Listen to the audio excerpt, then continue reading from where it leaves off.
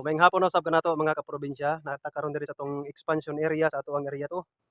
Kundi nagpakanal ta tungod kay incoming na ang tag-ulan. So pangandaman nato ng ulan daan mga kaprobinsya.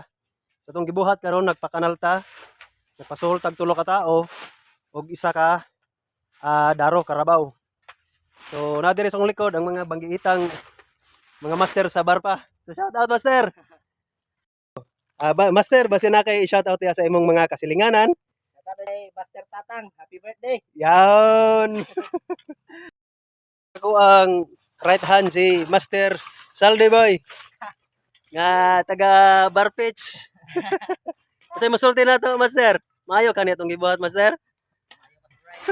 Okay, basta all right, Master? Alright. So, ang akong diskarte mga kaprobinsya para dili kayo hago ang ato ang tao. Pagian sa ni og daro. Kana diha, daruhon sa na siya diha bago na mo gihabwa. Kay kung manumanohon lang namog habwa, murag sakit gyud ka STL mga kaprobinsya. So kani, kauban nga to ang mga banggiitang mga tropa diri sa Barpitch, sa Barrio Petay. So sa upat ka tropa nako mga kaprobinsya, kini ang pinaka-master. Si Master Jojo. Ruidas family, shout out. Pagkapait, lisod gyud kay mga itagwarta mga kaprobinsya. Og shout out dai kay Master Kanape. So Master nanay mong Tamaraw FX dire. Ug ang ato ang driver si Uncle Dodong Danlag. So shout out diha sa mga Danlag family ug Cascaro family.